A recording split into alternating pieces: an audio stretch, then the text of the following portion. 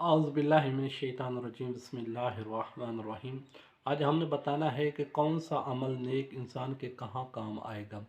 जब इंसान की रूह निकल जाती है, जिस्म से परवाज़ हो जाती है, रूह कर जाती है, तो फिर उस वक्त कौन से अमल कहाँ इंसान के काम आएंगे।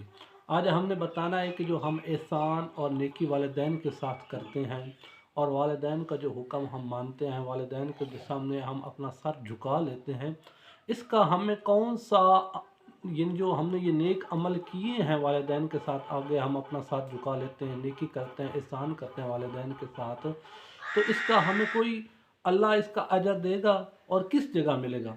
रसूल पाक सल्लल्लाहु अलैहि वसल्लम फरमाते हैं कि जब इंसान की रूह फरिश्ता कब्ज़ करने के लिए आता है, तो उस वक्त जब वो शख्स जिसने अपने वालिदैन के साथ एहसान और नेकी की होती है, उस वक्त अल्लाह उस फरिश्ते को रोक लेता है कि ये अपने वालिदैन के साथ इसने एहसान और नेकी की है, इस अमल की वजह से अभी इसकी रूह को ना कब्ज़ करे।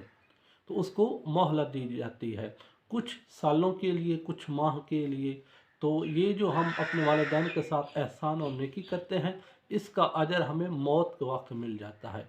अल्लाह हमें वालिदैन के साथ नेकी करने की तौफीक अता फ़रमाए।